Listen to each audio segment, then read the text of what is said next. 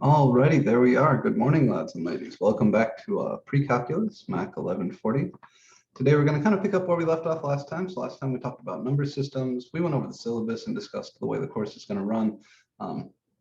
In case anybody is here for the first time today, I'm going to go very, very briefly through the things that you need to get started in the course. But then we are going to pick up right where we left off last time with the things that you need to move through the current homework set. So I will switch over to the document camera.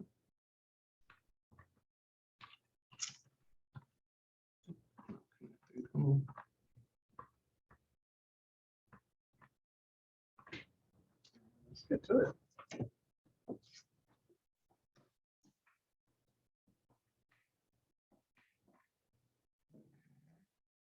We are in MAC1140, and the section number is 008. This is pre-calc, and today is the 26th of August, 2021. So today we're going to talk a little bit about what we call the topology of the real numbers. And remember, if I want to refer to the real numbers as a singular set, I'll just use this Blackboard bold of R.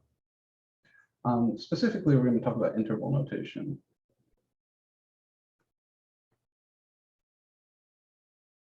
And that leads pretty cleanly into the next thing, which is inequalities.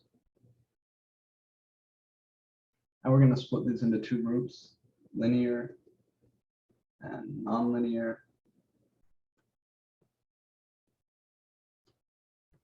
And then finally, we're going to talk about domains. Okay. Now on Tuesday, I said, on Tuesday, your first homework opened up, and that is due at the start of class next Tuesday. And I said I was going to hit you with a second homework today. Because my Monday, Wednesday class seemed to be having some trouble getting into WebAssign and kind of getting things moving, I decided not to hit them with the second homework set this week. And just to keep everybody kind of together, because I'm teaching 3 different versions of this class right now, I'm not going to hit you guys with the second homework set this week either. So on Tuesday, you'll just have the one homework due. That's the homework that opened up last Tuesday. And then starting next week, we'll cycle to the 2 homework sets per week thing.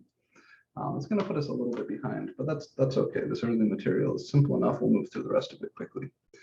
So this is what we're up to today. Again, because we're still in this add drop period, I want to take just a second and show anybody who's here for the first time today or who missed Tuesday's lecture where they can go to find all that information and all the little things that you need to start the class. So we're going to do this just extremely quickly. Obviously, you made it here, so you're in Canvas. You are enrolled in the class. And you go to MAC1140.008. Again, 008 is your section number. So if anybody ever asks you what section you are in section 008. The things that you need if you miss class on Tuesday, the way you get to the office hours, which are Monday, Wednesday, and Friday from 1 to 2 p.m., is to just click this link during any of these times. That'll load you into a waiting room, and I can help you with anything there. You may have to wait just a second because sometimes people do like to discuss things in private. You need to save a copy of the course syllabus. So this link right here, you can just click it and then save, or you can right click and save as. You need to save a copy of this guy on your computer. I already have a copy saved. Because it's an important document to which you'll refer a few times over the semester. In particular, I need everybody, if you haven't already done it, to go to WebAssign and register for our class using this class key. You do need a WebAssign access code, but even if you don't have that yet, you can still get in there and register for our class using this class key. This is just the unique identifier that tells WebAssign exactly which course you're in, and you need to get in there and do that right away if you haven't yet, because you already have a homework set up. That homework set is going to be due on Tuesday. And you really don't want to fall behind on the homework in this class. If you missed our previous lecture, please do read through the syllabus. There's lots of really important stuff there. Pay extra careful attention to this little note on cheating. This is a big fucking deal, and I take it super seriously. So please, please, please, if you haven't, please read the syllabus. There's lots and lots of important information in there for you. Anything else? Oh yeah, so if, again, you weren't here on Tuesday, or if you just want to go back and polish up your notes, you can come to the link from Tuesday's Zoom meeting. That's in the announcements. So go to the announcements in Canvas and then link to live lecture 824. You'll see that I've updated that announcement. And there is now a link here to the recorded lecture on YouTube. So anybody who misses a lecture or just wants to fix up their notes, make sure everything is perfect, you can always go back to that announcement later in the same day, and I'll have posted the link to the recorded lecture on YouTube. All right. I mentioned that there's a homework set in WebAssign. So if you come here, click on this, this guy will open up. This is what I'm expecting you to have finished by Tuesday at the start of class. And there's plenty of stuff in here that I think probably everybody is really comfy with. We talked about different number systems like natural numbers, integers, and so on. There's plenty of stuff here about distance, what's the distance between two numbers, classifying numbers, and then just some basic things like, operations with fractions, operations with exponents, which we practiced in class the other day. And then today I want to work a little bit with inequalities like these, and inequalities like these. And we'll also talk about how to find domains. But because we haven't talked about functions yet, our discussion of domains is going to be a little bit restricted. But that's it. Let's get to it. Are there any questions about the bookkeeping stuff before we get moving? Like how to get into WebAssign, what you need, what I need you to do, anything like that we're unsure about. All right. So we actually, excuse me. Hey, Sure. Good morning. I just had a quick question. To be marked, because I noticed Santa Fe use like the has attended system. Do we have to do anything to be marked as attended for this class? Just show up in the Zoom meeting here like you are now, and make sure your name in Zoom is the same as it appears on your Santa Fe ID. So I take attendance using the Zoom logs, and on Tuesday after class, I updated our attendance. So if maybe you had a different name, or if you didn't come to the Tuesday meeting, then you would not have been marked as attended. But I've got you here now, so when I update the attendance after today, you will definitely be in there as having attendance. Because I just added the class, so I wanted to make sure. Thank you. Yeah, sure. Yeah, maybe I should reiterate that for anybody else. When you sign into Zoom, please sign in using the name that you have on your Santa Fe ID, because that's how I take attendance. That's how your financial aid gets released.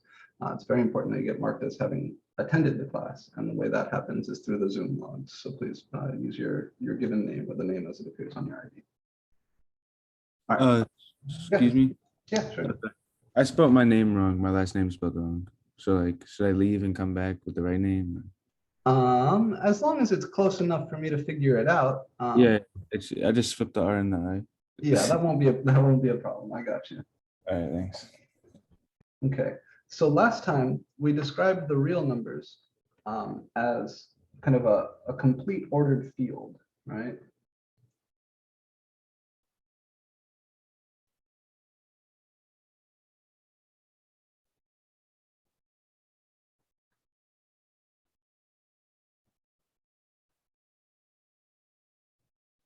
And each of these words, complete, ordered, and field, had a specific meaning.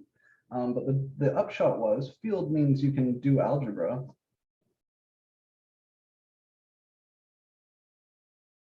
And then a complete and ordered field, or a complete and ordered set, means the numbers form a solid line. Right, that was the sort of meaning of those terms. So you can think of the real numbers as a line, as the number line. And the kind of big deal that makes the real numbers special is that that line has no gaps. If you were to throw an infinitely sharp dart anywhere on this line, you would hit a real number. And the same is not true for, say, the integers, right? Between 0 and 1, there's a big gap. Between 1 and 2, there's a big gap. But between any two real numbers, there's infinitely many other real numbers. It's a solid line. What I want to talk about today are subsets of this.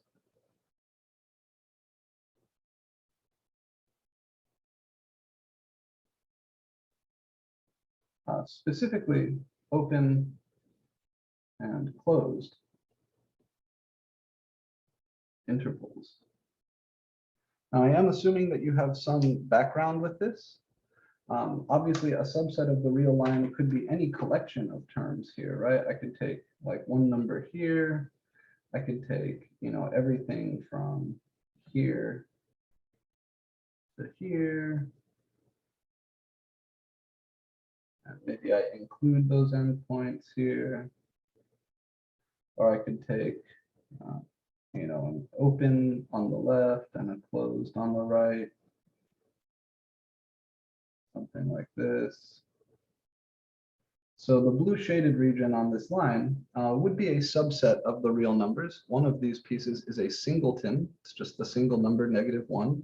Another piece is what I would describe as a closed interval, and I'll define exactly what that is for you in just a second. The closed interval from 0 to 1, that's all the numbers between 0 and 1 together with 0 and 1 themselves. And then this last guy is left open, right closed. So this is all the numbers strictly between 2 and 3, together with 3, but not including 2. Now we want to learn notation for describing these sort of subsets. So an open interval, or the open interval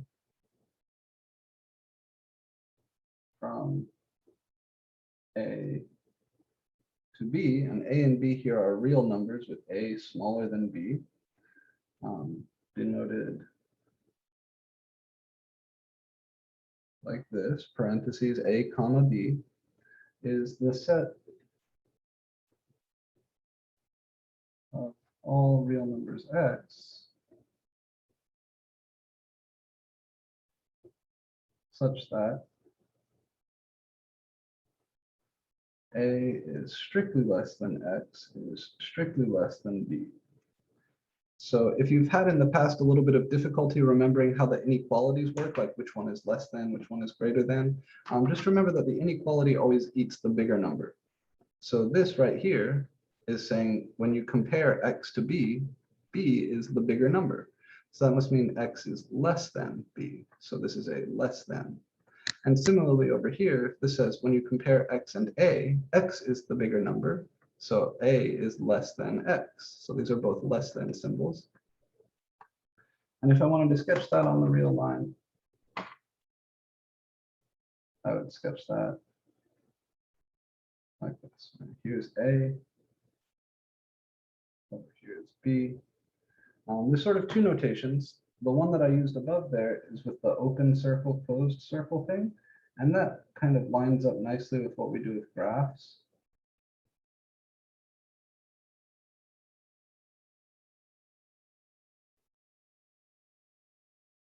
So these are just all the numbers that are strictly bigger than A and also strictly smaller than B, just the stuff that's in between. Intervals like this have some funny properties, like this interval has no largest element, right?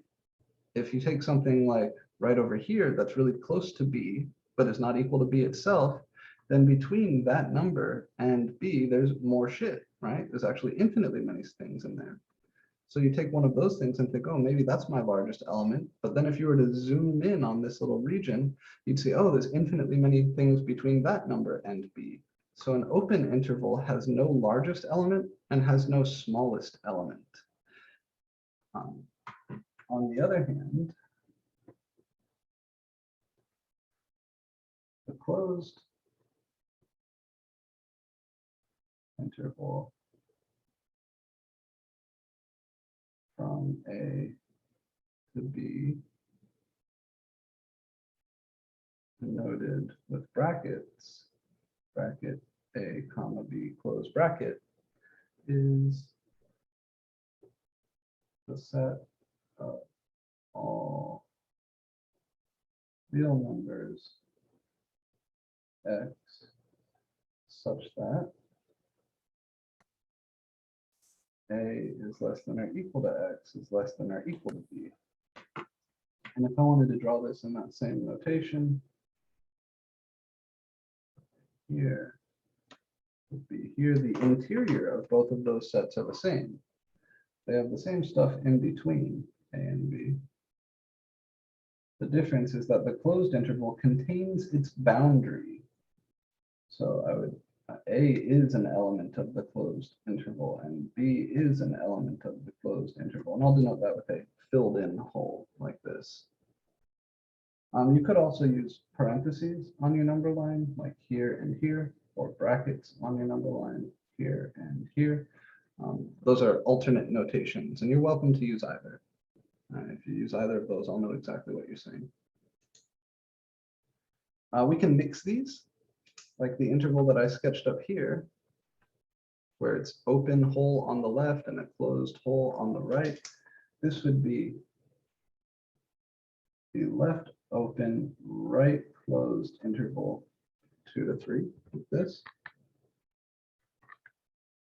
This fellow would be the closed interval from 0 to 1, like this. And then the notation to describe a single element set, or a set containing just a few things, you use a curly bracket, and then you just write the stuff inside.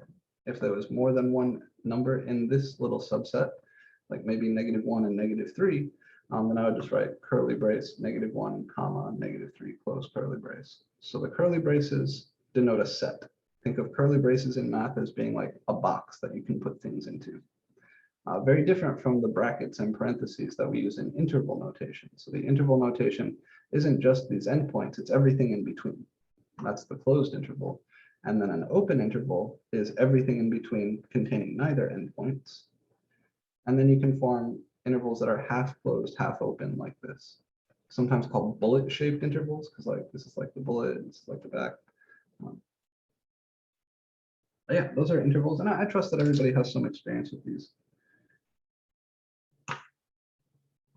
If I wanted to describe all of this stuff as a single set, everything that I have shaded on this line, I would connect these with unions.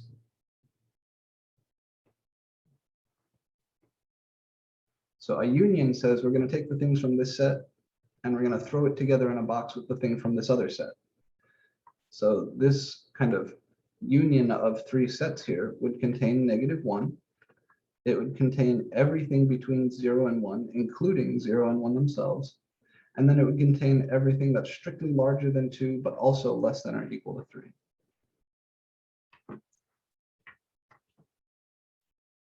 Alrighty. This is the notation we're going to use to describe things like domains, solutions to inequalities, all sorts of important subsets of the real line. Any questions on interval notation?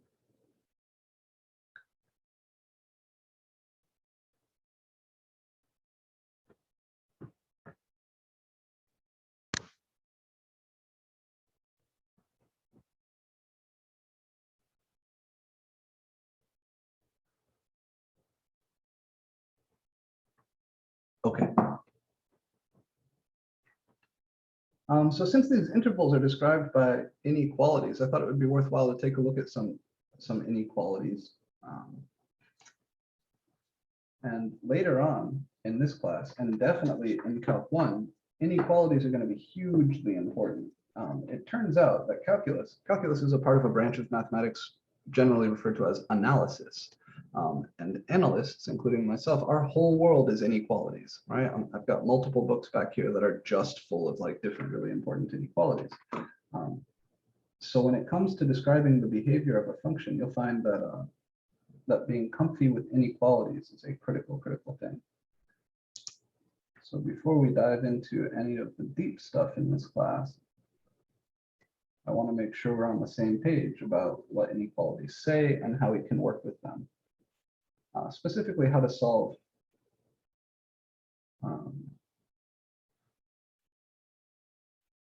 we break these into 2 groups.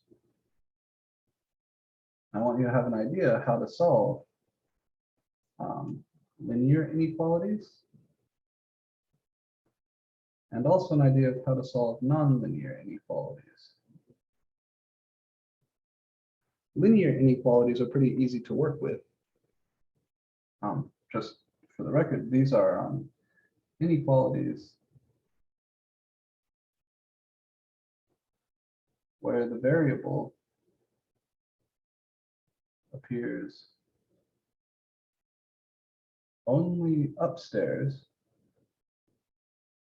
right? Never in a denominator, and only to the power of 1.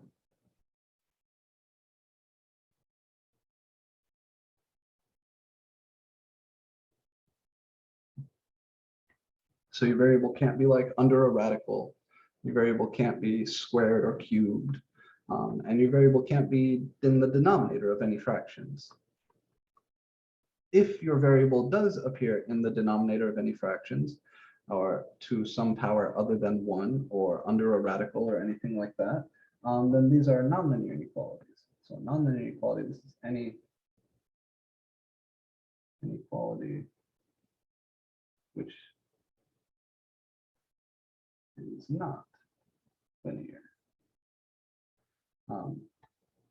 Linear inequalities we can solve the same way you solve equations. You just kind of manipulate things. You can add 5 to both sides. You can divide both sides by 3, that sort of thing.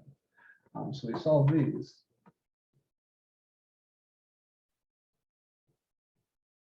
like equations. That is, you isolate a variable.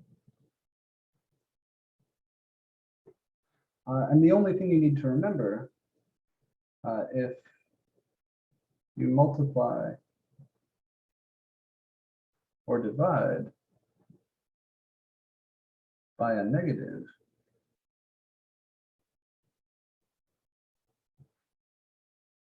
the inequality flips. The inequality symbol itself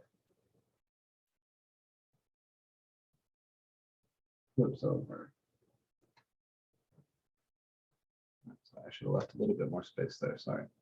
But linear inequalities, these are easy to solve, right? You solve them the same way you solve linear equations. You isolate the variable, and the way you isolate the variable is by adding or subtracting a number from both sides, or multiplying, dividing both sides by a number. It works just like linear equations. The only difference is if you multiply or divide by a negative number, like if at some step you divide by -3, you need to remember to flip the inequality over. Nonlinear inequalities, these are solved by making either a number line and testing points,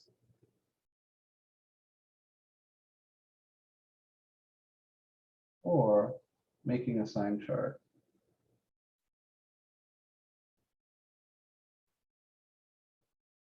I'm going to show you the first way. And then your textbook and WebAssign kind of talk about making sign charts for nonlinear inequalities. But making a number line and testing points is a technique that I think is very intuitive. And then I'll be able to show you some tricks to speed that procedure up down the road.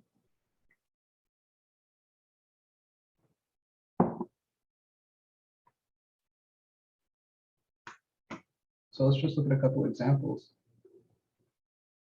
Remember, I'll always preface examples with e.g. This is just Latin abbreviation, means for example. Let's solve the inequality 1 minus 3x equals is greater than or equal to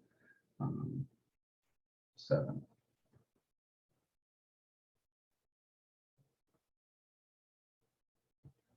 One minus 3x is greater than or equal to 7.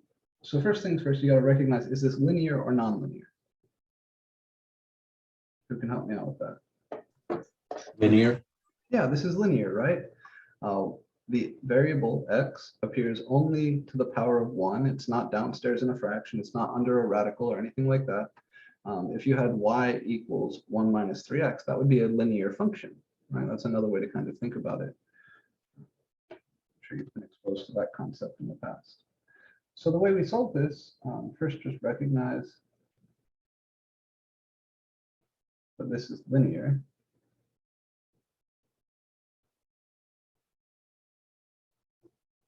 So we can solve it like an equation.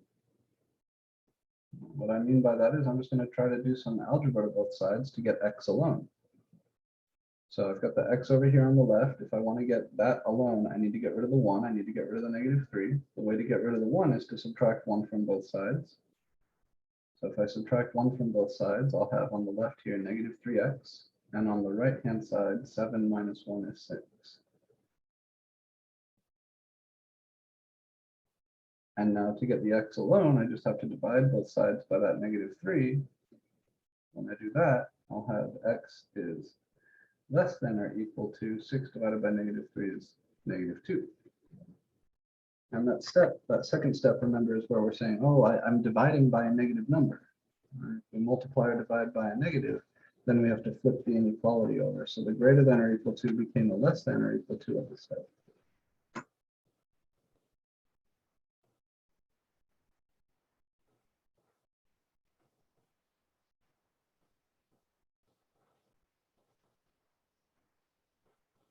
If you divide by a positive number, does it still flip or just negative?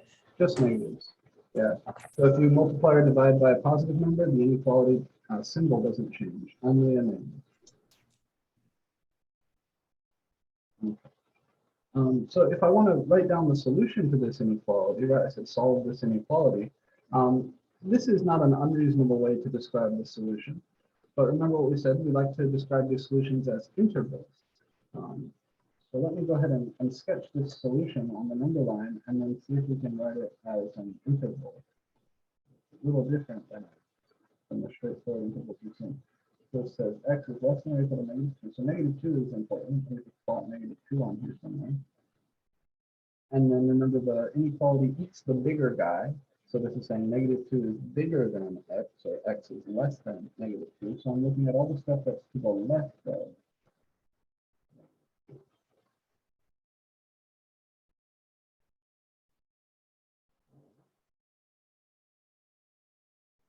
And then because this is a less than or equal to, -2 itself does solve this inequality. -2 should be a part of this solution set. So I'm going to put a filled in circle there. Or if you like the other notation, you can put a bracket there. Either way.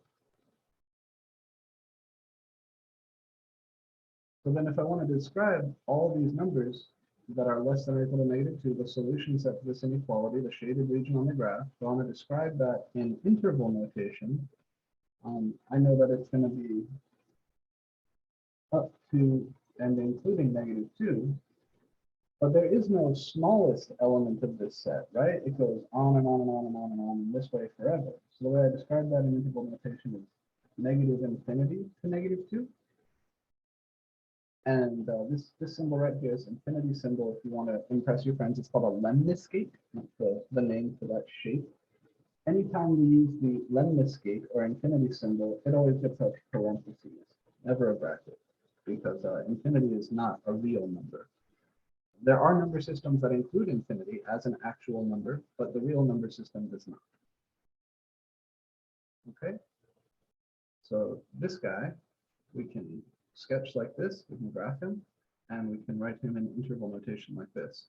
Most of the time on tests, I will tell you, give your answer in interval notation. So I encourage you to practice interval notation. Make sure that you're comfy, taking a statement like this and rewriting it like this. Questions on this first guy?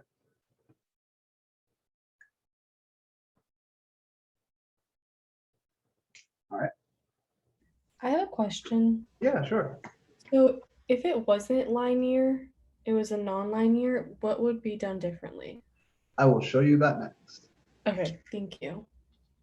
Christopher asked an interesting question. How would we solve this graphically? It came into me in chat. You would graph this guy and you would graph this guy as their own functions. And we haven't talked about functions yet, but you could graph y equals 1 minus 3x and y equals 7, and then find the x values where this guy is above this guy. We'll talk about solving inequalities graphically a little bit later in the course, so don't stress about it for now. All right, let's look at a nonlinear inequality.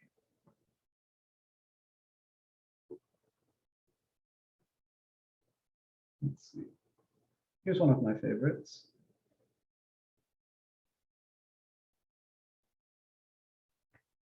because everybody thinks they know what to do with this. Even me, when I was an undergraduate very early on, taking like college algebra or pre-calculus, I know what I would have done the first time I saw this. I would have tried to take square roots. I would have tried to isolate the variable, but that doesn't work. I'll show you exactly why that doesn't work, and then how to do this. Yeah, so the square root thing is very tempting, right? It is, because we're like, oh, well, I just want to get x alone. But remember, when you take square roots on both sides of an equation, you get a plus and a minus. And taking square roots here will give you something like x is less than plus or minus 2. And what the hell does that even mean? Does it mean x is less than negative 2 and also x is less than positive 2? Does it mean x can be less than negative 2 or less than positive 2? It's not clear. So we don't solve this using square roots. So this is nonlinear.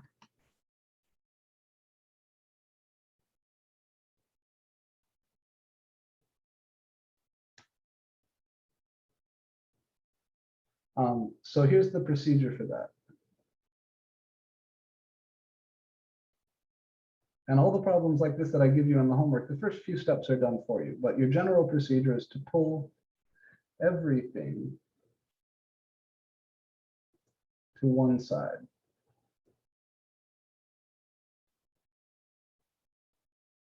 Which will make the other side 0, of course. Then you factor everything.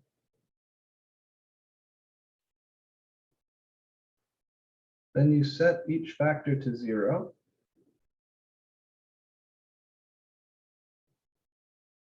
And plot those numbers, those solutions, on a number line. And then you test a point from each region.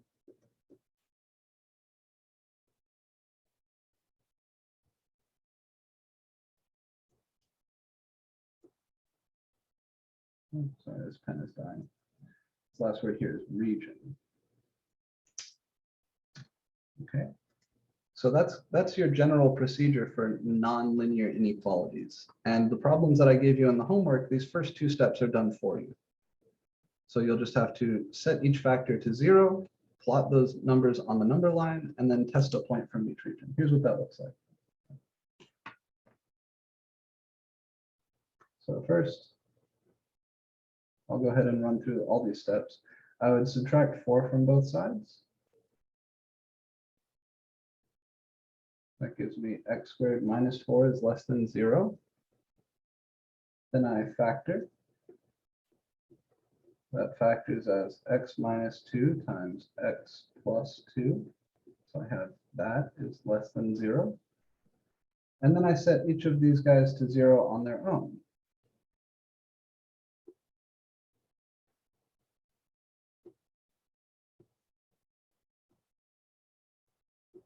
So your problems are going to start with something that looks like my second line here. Your homework problems begin with something that looks like this. So you'll just take each factor and set it equal to 0, and then you'll plot those numbers on a number line.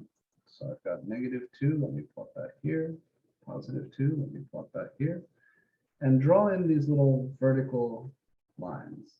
I like to use little dotted vertical lines, because what this does is it chops the number line up into 3 regions, right? These two numbers, negative 2 and positive 2, when I plot them, it splits the line up into 3 regions. There's one region over here, there's one region in the middle, and there's one region to the right. It's a fact related to something called continuity, that if any number in, say, this region solves the inequality, then every number in this region will solve the inequality. And if any number in this region solves the inequality, then every number in this region solves the inequality, and so on. So if I test just one number from each region, like maybe I plug in negative 3, and I find out that this inequality is true when x is equal to negative 3, that would mean that this inequality is true when x is equal to negative 4, negative 5, negative 6, negative 2.1, negative pi, any number over here. So if any number solves in one of these regions, every number solves in that region. And if any number doesn't solve in the given region, then no number in that region solves the inequality. So you just, from each region, you test one point. And then you can say whether that region is a part of your solution set or not. So over here, I'll test x equals -3. If I plug -3 into this, I get -3 squared minus 4 is less than 0.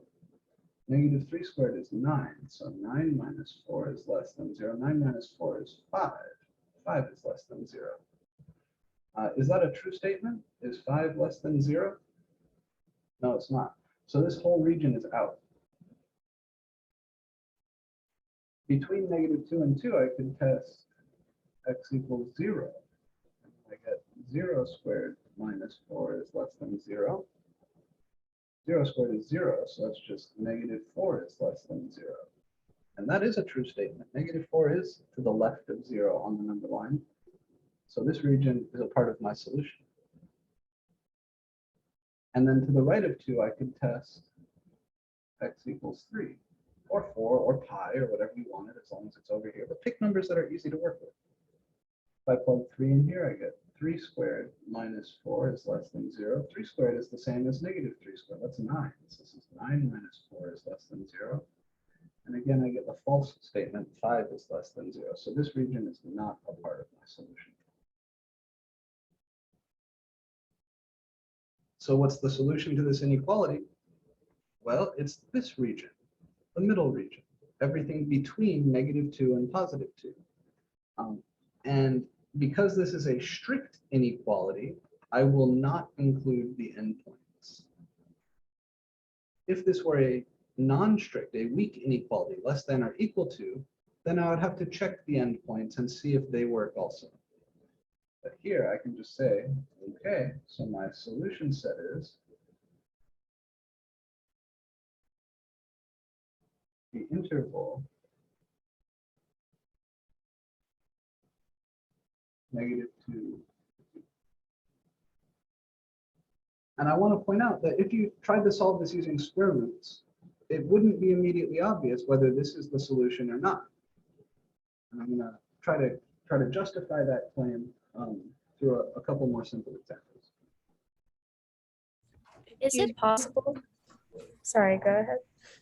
Sorry. So when you're testing it, how did you choose -3, 0, and 3? So I just pick from each region, I get to pick whatever test point I want.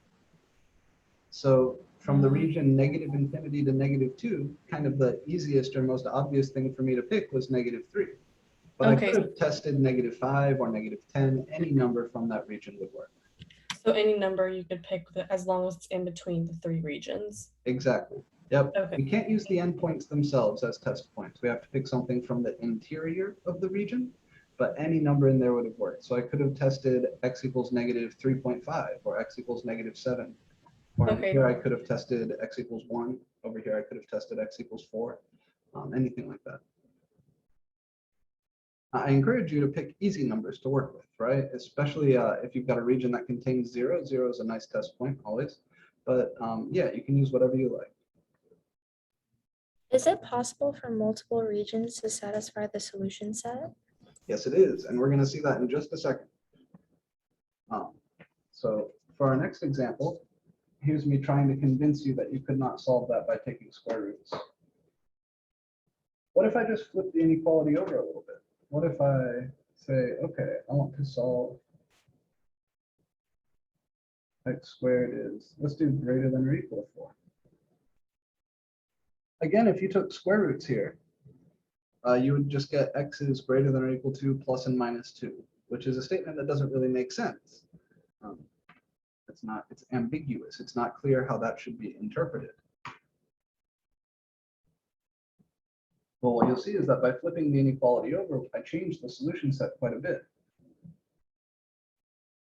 So again, I would subtract the 4 from both sides,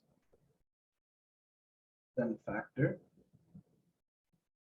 These arrows I'm using on the left stand for the words if and only if, meaning like this statement is logically equivalent to this statement. So this is factoring the same way. And then my individual numbers that I get from setting each of those equal to 0 are the same.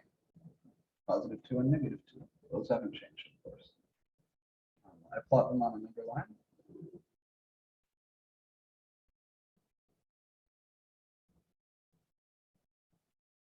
And I'll even use the same test points because we've already done those calculations. So if I test x equals -3, I know that -3 squared minus 4, this time it's greater than,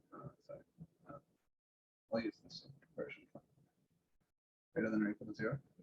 We get 9 minus 4 is greater than or equal to 0, which means 5 is greater than or equal to 0. That's a true statement. This is good. Inside here, if I test x equals 0, then I get 0 squared minus 4 is greater than or equal to 0, which means -4 is greater than or equal to 0. That's definitely not true. And in the far right corner, if I test +3, 3 squared minus 4 is greater than or equal to 0. It's the same as saying 9 minus 4 is greater than or equal to 0, or 5 is greater than or equal to 0, which is true. So if you tried to solve either of these inequalities by taking square roots, you would just get plus and minus 2, right? That's the only information you get out when you take the square root is plus and minus 2. It doesn't tell you how you should form intervals using those as endpoints. It doesn't tell you whether you're going to have the open interval from -2 to 2, or the closed interval from -2 to 2, or the open interval from -∞ to -2, union with the open interval from +2 to infinity. There's all sorts of ways you could form intervals using those endpoints. And the only way to know which combination of those intervals is a part of your solution is to go through a process like this number line thing. The textbook does have a slightly different way of doing this. They call it sign charts or sign tables. You still do the same thing where you pull everything to one side and factor, but then you check the sign of each of the factors. And that's how you end up determining which region is a part of your solution and which isn't. It's the same thing, but this is much closer to what you're going to be doing in calculus. So I encourage you to do it this way. All right, finally, we can write down our solution set. I see that everything to the left of -2 is in my set, and everything to the right of +2 is in my set. So that's going to be something like -∞ to -2 union with 2 to infinity. And we always use parentheses on the infinities, but I still need to figure out what sort of paren or bracket goes here, what sort of paren or bracket goes here. So we should also check the endpoints. When x is equal to -2 itself, we have -2 squared minus 4 is greater than or equal to 0, which is 4 minus 4 is greater than or equal to 0, which is 0 is greater than or equal to 0. And that's a true statement. 0 is greater than or equal to 0 because 0 is equal to 0. And at the other endpoint, x equals 2, we get the same thing.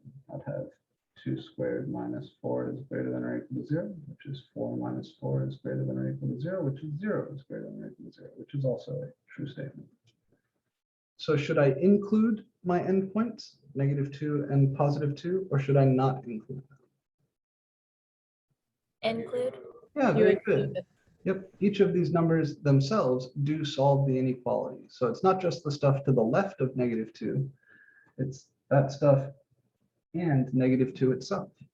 It's not just the stuff to the right of +2, it's that stuff and +2 itself. So this would be my final answer.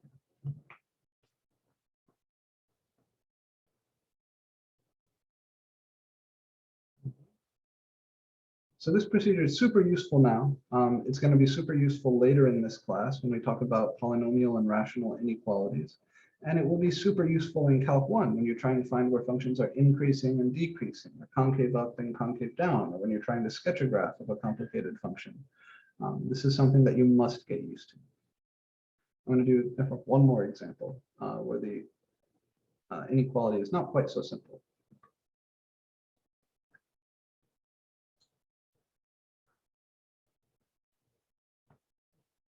All right. So both of the nonlinear inequalities we've looked at so far, you might look at them and think, oh, well, I could solve this by isolating the variable. Let's look at one that's more complicated, something like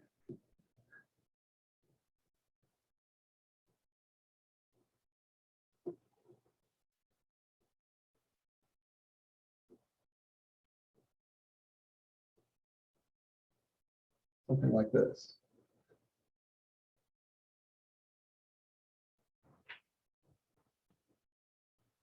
So the function on the left-hand side of this inequality is what's called a rational function. It is a ratio of two polynomials. We see there's variables downstairs, so automatically you know it's nonlinear. But also, if you multiplied out the top, you get an x squared from these two. So it's nonlinear for kind of two reasons. Our first step is to recognize this as nonlinear. So we know I'm not trying to isolate x. I'm trying to make a number line and test some points. Conveniently, the top is already factored, the bottom is already factored, right? There's no factoring that can be done here. So what we're going to do is set each little piece equal to 0 from the top and the bottom. So from the top equals 0, we get two solutions. X equals 0 and x equals 2. All right, if you set this factor to 0, you get x equals 0. If you set this factor to 0, you get x equals 2. From the bottom equals 0, we get just the one solution, x equals -3, right? If x plus 3 is equal to 0, then x is -3. So these are the numbers that are going to go on my number line.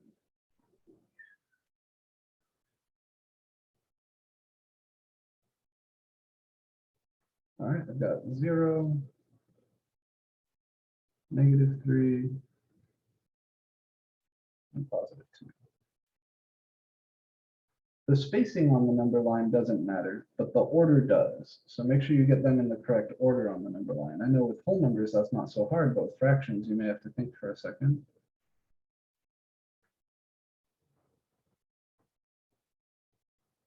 So again, we have everything pulled to one side. That's already been done. The other side is 0. That's always your first step. Everything has been put together into one fraction and factored nicely for us. So that's all done. That's your second step. And then the third step is just to set every little factor equal to 0 on its own. So I set the top equal to 0 and I got these. I set the bottom equal to 0 and I got this. And then I plot those numbers on the number line. Now I need to test a point from each one of these regions. So from this leftmost region here, I could test x equals -3.2 or x equals -pi. But those are kind of hard to work with. I'll just test -4 because that's easy to work with. When I plug -4 in here, what do I get? I'll have -4 times -4 minus 2 over -4 plus 3. And this is all supposed to be greater than or equal to 0. So -4 minus 2 is -6. So this is -4 times -6 divided by -4 plus 3 is -1.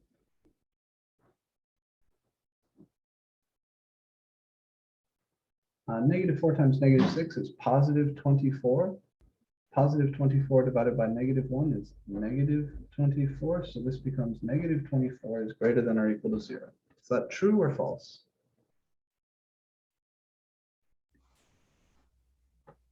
True. False. It's false. Yeah, careful. So 24 is bigger than 0, but -24 is to the left of 0 on the number line. So we would say that this is false.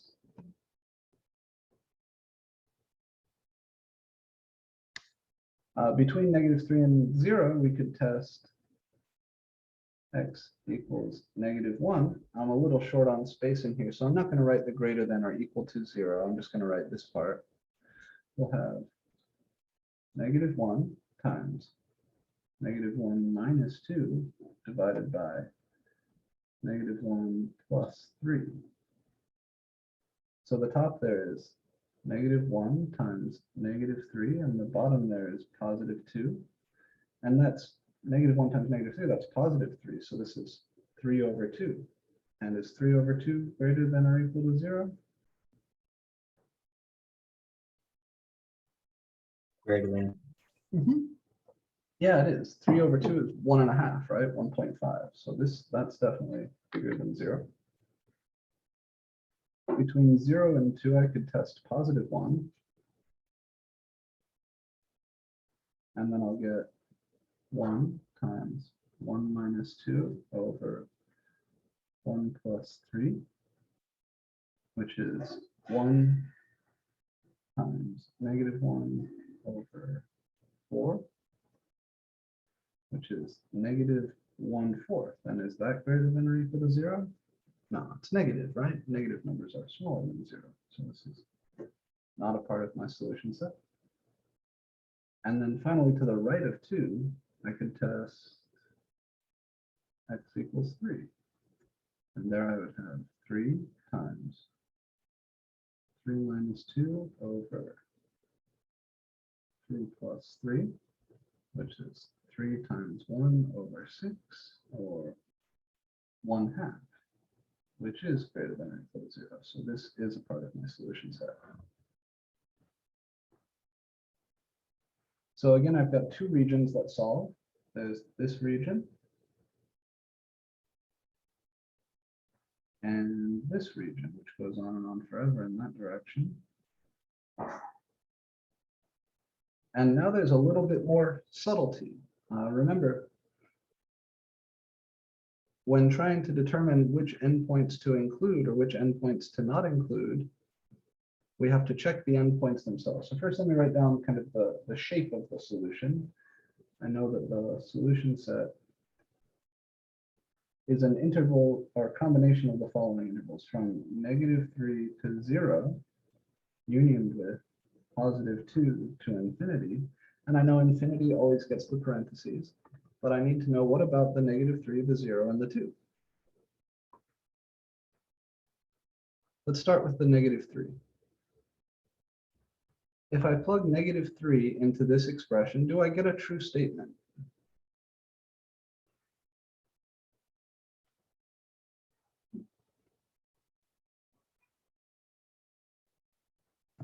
No, I don't. What do I get? isn't it undefined? Very good. So at x equals -3, we'll have -3 times -5 over 0.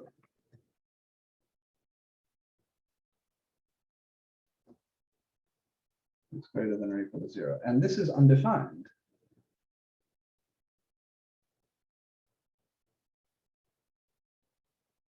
Because we can't divide by 0, right? You can divide 0 by whatever you want. 0/2, 0/10, 0/-7. Those are all 0. So if I take $0 and I distribute that evenly among 10 people, every motherfucker getting $0.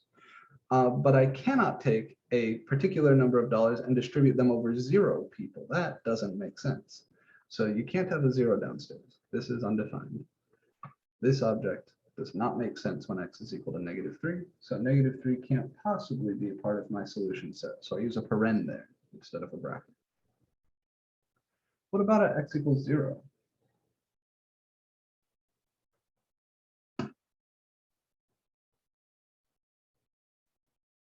There I would have 0 times -2 over +3 is greater than or equal to 0. Is that true? Yes. It is, yeah, this is true.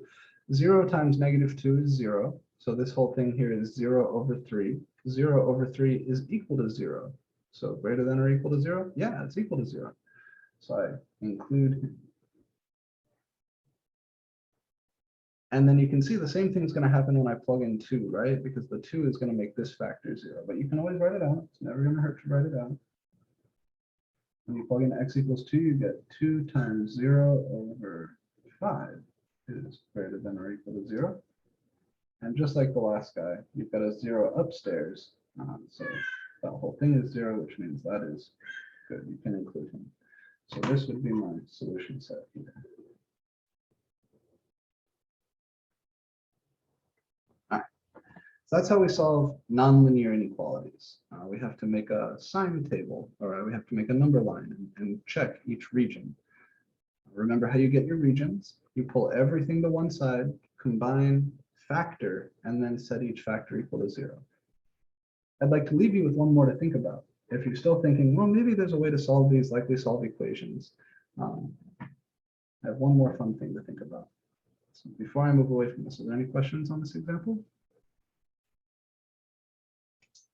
Or the previous one? If you didn't do the check with like the -3, the 0, and the 2 to put the solution set together, you wouldn't be able to find out which parenthesis you have to use for the solution set, right? That's correct. So here's a little shortcut. I can tell you one shortcut. If this is a strict inequality, like not or equal to, just strictly greater than, then it will always be parentheses.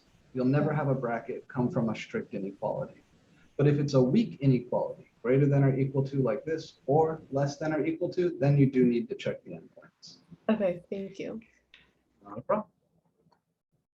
Okay, one more for you to think about. I'm not going to solve this one. I just want you to ponder it.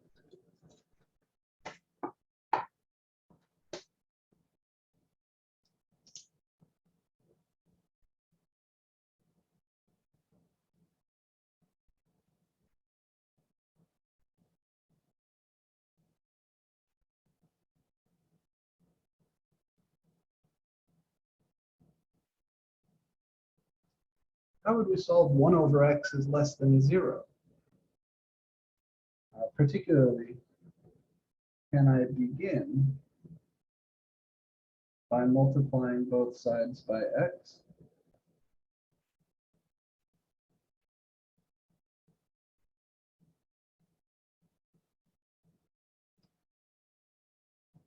So like I said, I'm not going to work through this one. I want you guys to think about it. If you multiply both sides by x, then you'll get 1 is less than 0, which is certainly never true. So kind of the question is this ever true? I claim that the answer is worth your time, right? It's very, very similar to the last one that we did.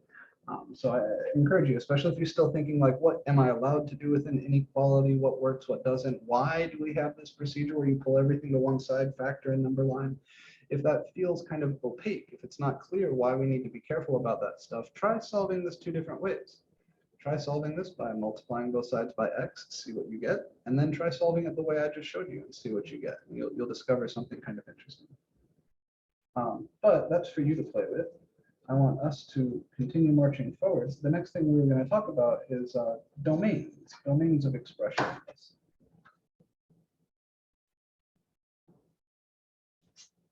So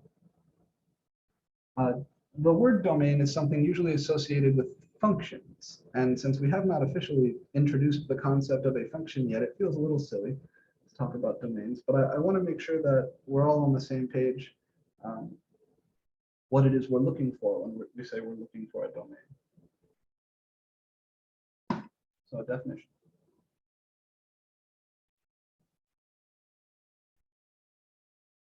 The domain of an expression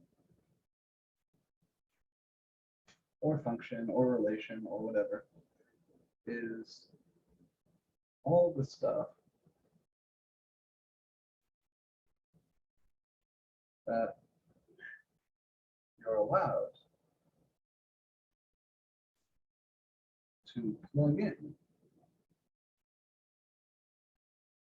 for the variable. So for example, if I look at this guy, 1 over x, I know that I can't plug in 0 for x. If I plug in 0 for x, 1 over x becomes undefined. So 0 is not in the domain of 1 over x. This is the intuitive way to think about it. So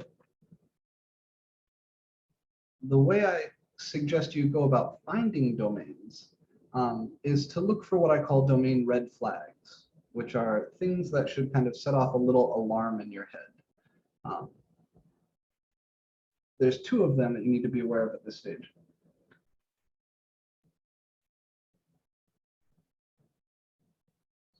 find these things.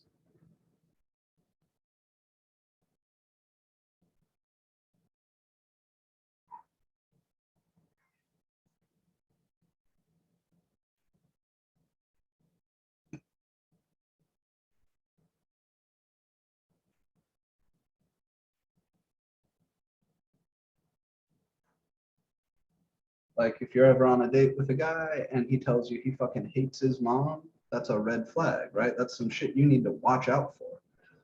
Functions and expressions have red flags also. There's two that you need to know of right now.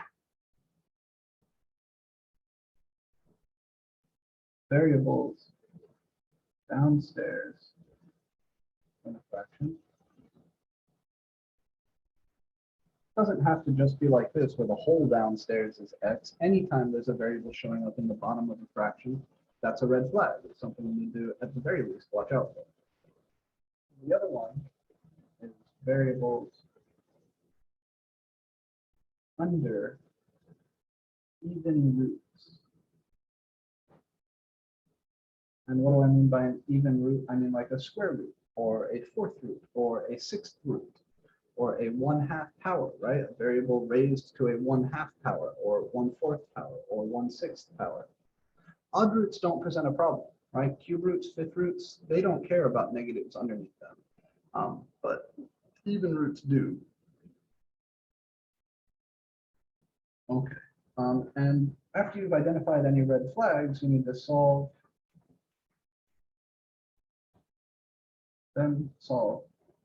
the associated equation for inequality.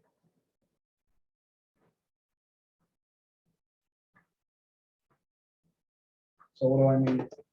Well, if you've got variables downstairs in a fraction, you know, you're not allowed to have the bottom equal 0. Right?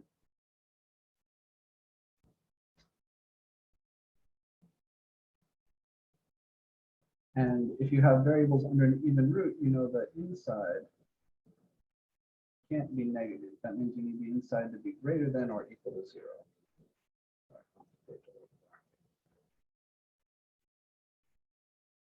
So if you see a red flag, variables downstairs in a fraction, then you need to set the bottom equal to 0 and kick those guys out of the domain. Whatever solutions you get that make the bottom equal 0, you got to remove those from the domain. And similarly, if you see any variables underneath an even root, you need to take that thing that's underneath the even root, whatever it is, and set it greater than or equal to 0, right? Because you need to make sure that the stuff under your square root is not negative. So otherwise you don't get real numbers, right? You get complex numbers. You could say those are undefined if you like. Okay, so to find the domain of an expression, first you look for any red flags, and then you solve the associated equation or inequality, and that will give you your domain. Let's look at a couple of examples.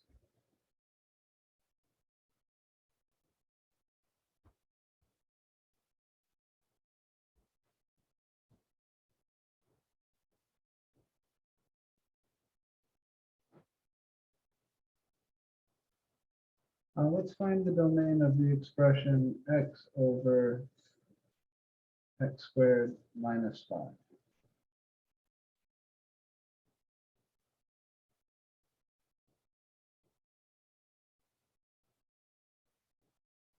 All right, we don't have to think too hard. I look at this thing, I go, are there any red flags? Yep, I got variable stuff downstairs in a fraction.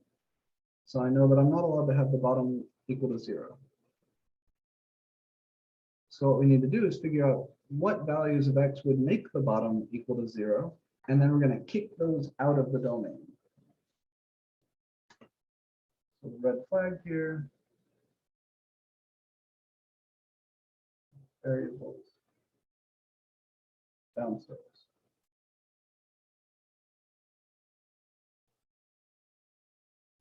So we know we need the bottom to not be equal to 0. That's the idea.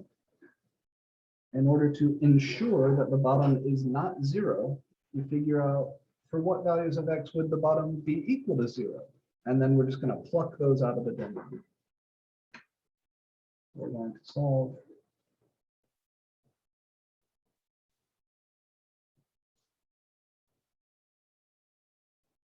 then remove those solutions from the domain.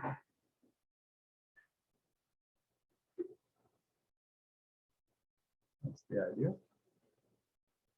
So if I set the bottom of this expression equal to 0, that means x squared minus 5 is equal to 0. There's more than one way to solve this, BT dubs. You could factor this. You could factor this as a difference of squares, but it's a little bit weird looking because the square 5 is not a perfect square. So what I think most people would do is add 5 to both sides.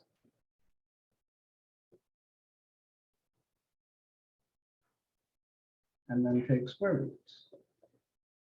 When you take that square root, remember you get a plus and a minus square root of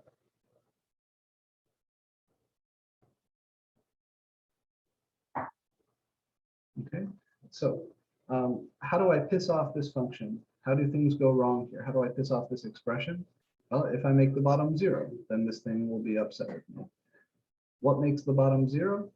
Plugging in negative root 5 or positive root 5 for x. So I know my domain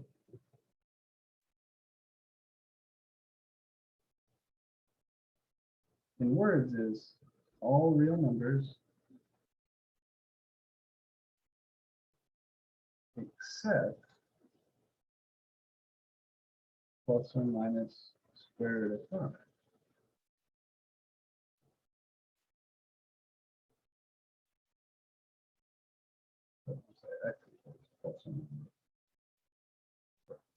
So, easiest way to figure that in interval notation is to draw a number line. Here's negative square root 5. Over here, I'll write positive square root 5. Because it's possible to miss some stuff if you don't think about this a little bit carefully. So I don't want either of these guys. How many pieces are there to my domain?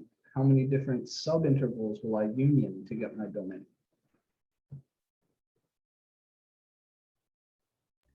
Three. Very good, there's 3 of them. And it's not uncommon for people to miss the middle one. So everything from negative infinity up to the negative square root of 5 is good.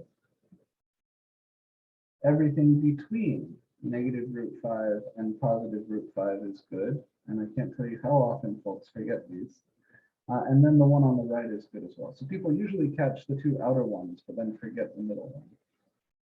So my domain is negative infinity to negative root 5. And I use a parentheses on the root 5 because I know that I don't want him in there. That's the whole idea. Union with parentheses negative root 5 to positive root 5. Union with positive root 5 to infinity. And I have a little trick here.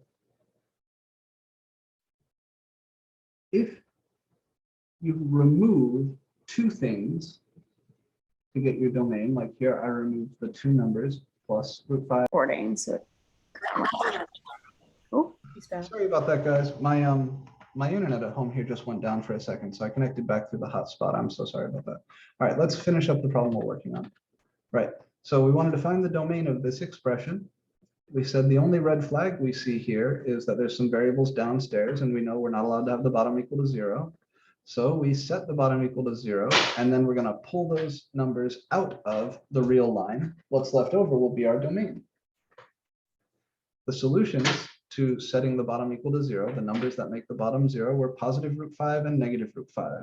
And we plotted that on the number line here, and we wrote out the interval notation. So this would be your answer. And then I was just about to share with you a little trick. If you pull out 2 numbers from the real line to get your domain, then your answer in interval notation should have 2 unions. Because those 2 numbers, when you pull them out, that creates 3 regions, right? Just like with the inequalities. If you were to pull out 3 numbers, then you would need 3 unions. And you would have a total of 4 separate subintervals. So the number of union symbols you need in interval notation is always equal to the number of individual numbers that you've plucked out of the number line. Sorry, puppy's being a little crazy. Maxie, come here. All right. So yeah, the number of union symbols is equal to the number of values deleted from the real line. It's a nice way to make sure you don't forget about this middle guy, which is kind of easy to forget about. All right, I'd like to look at one more problem like this where we're finding domains, and then I think I will be letting you guys go. Quick reminder, in case anybody bails a little bit early, you do have homework up in WebAssign now. It is due at the start of class next Tuesday. And even if you don't have your access code yet, you can still get into WebAssign and do that homework. All you need is the class key from the syllabus. And remember, the syllabus is found on the home page in Canvas right here. Right? All you need to get in there and start working is this class key. If you have any trouble registering for WebAssign, reach out to their support people. They're doing some like registration help office hours things on Zoom every day. From like 10 to 2 or 10 to noon and 2 to 4, something like that. I'll paste the information for their registration help in the chat in just a moment. All right, one more. Find the domain.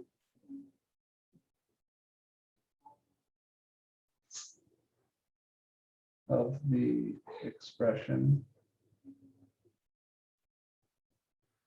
1 over the square root of 1 minus x squared. This is actually a pretty special expression. It has some deep meaning in trigonometry. Those of you who are taking trig and learning about inverse trig functions, this guy is the rate of change for the inverse sine function. It's very cool. Okay, what red flags do we see? Who can help me out with some red flags? There's a variable in the The X is downstairs. Good. Also variable in the even number exponent or something like that. Very good. Perfect. Yep. So both red flags show up here, right? We have variables downstairs. So we got to make sure that that bottom isn't 0. And we also have variables under a square root. So you got to make sure the inside is greater than or equal to 0. All right, first let's figure out when the bottom is equal to 0.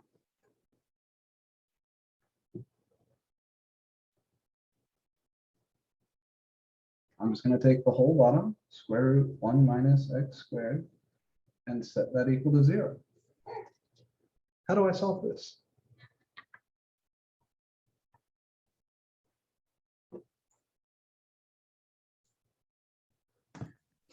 Square both sides. Excellent. I can start by squaring both sides. That will get rid of the radical. That will give me 1 minus x squared equals 0 squared, which is still 0. And then this I can factor. This factors really nicely as a difference of squares. This is 1 minus x times 1 plus x. And all that is equal to 0. And then I set each one of those factors equal to 0. 1 minus x equals 0 means 1 equals x. Just add x to both sides. That's the cleanest way to see that. And 1 plus x equals 0. Subtract 1 from both sides and you get x equals -1. So the bottom is equal to 0 if x is plus or minus 1. So we learned that x cannot be plus or minus 1 in our domain.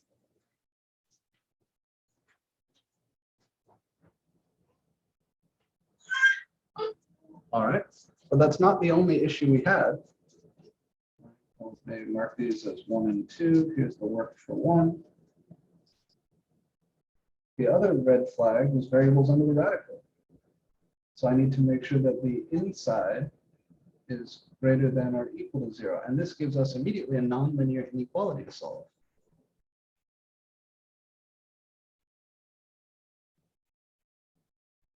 The inside is just 1 minus x squared. So I set 1 minus x squared greater than or equal to 0. everything's on one side already, so I'll factor. This is 1 minus x times 1 plus x is greater than or equal to 0. And we know that each of these, when set equal to 0, give us x equals 1 and x equals negative 1, respectively. So I'll plot those on my number line.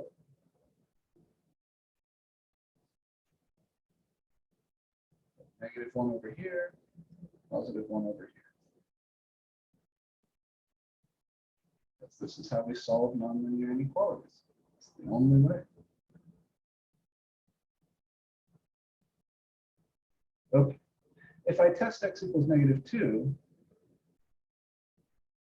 from this leftmost region, I'll have 1 minus negative 2 squared is greater than or equal to 0, which is 1 minus 4 is greater than or equal to 0, or negative 3 is greater than or equal to 0. That's not true. If I test x equals 0, which is in this region between negative 1 and 1, then I'll have 1 minus 0 squared is greater than or equal to 0, which is 1 is greater than or equal to 0. That is true. So this guy's good. And if I test x equals positive 2 or anything from this rightmost region, I would have 1 minus 2 squared is greater than or equal to 0, which is 1 minus 4 is greater than or equal to 0. Again, negative 3 is greater than or equal to 0. That's not true. Okay. So the solution to the inequality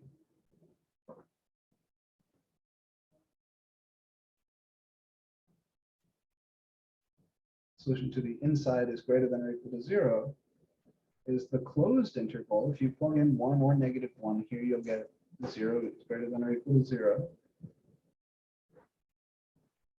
Get the closed interval from negative 1 to positive 1. And now we need to take these two things. We know that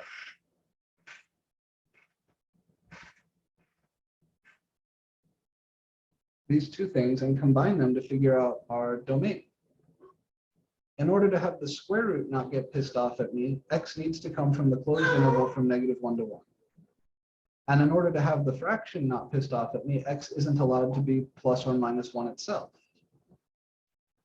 So our domain here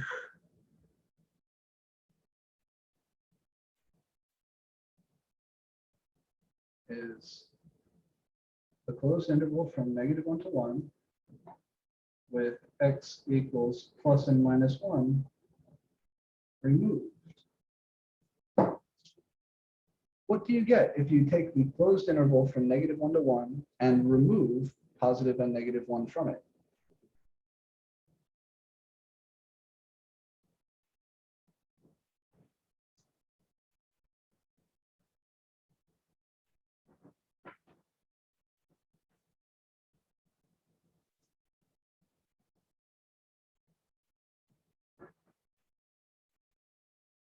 All right, so I'm starting with the closed interval from negative 1 to 1. And then I need to pluck out the two numbers that make the bottom 0.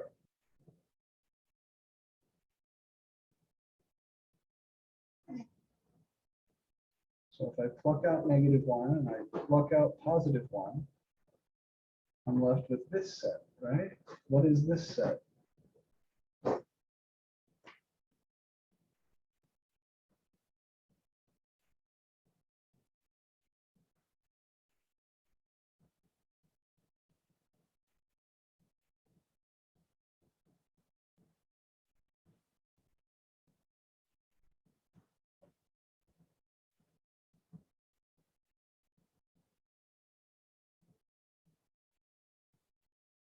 So graphed here is the closed interval, negative 1 to 1, which was the solution to the inequality we got. Parentheses, negative 1, 1. Yeah, perfect, perfect. When I take this guy and I pluck out these two endpoints, I'm left with just the numbers that are strictly between negative 1 and positive 1. That's the open interval. I should say, i.e., the open, i.e., the open interval negative 1 to 1. And this is our final answer. All right, one word of caution, and then I'll let you go. The notation for open intervals is the same as the notation for points in the coordinate plane, right? Like if I just wrote parentheses -1, comma, +1, close parentheses, it's not immediately clear whether I'm talking about an interval or I'm talking about the Cartesian point whose x coordinate is -1 and whose y coordinate is +1. Especially later when we talk about increasing and decreasing and mins and maxes and all that stuff, I encourage you to write down the word interval before writing an open interval, just because there's that overlap in notation and it's possible to get confused. At the very least, when you see something like this, you should ask yourself, am I looking at an interval or am I looking at a point? In the context, it should usually be pretty clear, but just a word of warning, it's the same notation. That is all I have for you guys today. Again, I'm not hitting you with a second homework set this week as I originally threatened to do on Tuesday. That'll give people time to get in, get set up, get everything figured out. If you're having any trouble registering for WebAssign, I do have a resource for you here. Oh my goodness, so many emails. Here it is. All right. If you're having any trouble registering for WebAssign, this lady right here, Marlena Henfield, is our Cengage rep. I'm going to send in chat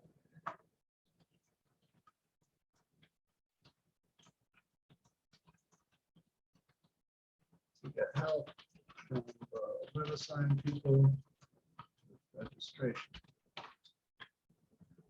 Oh, that didn't copy, did it? All right.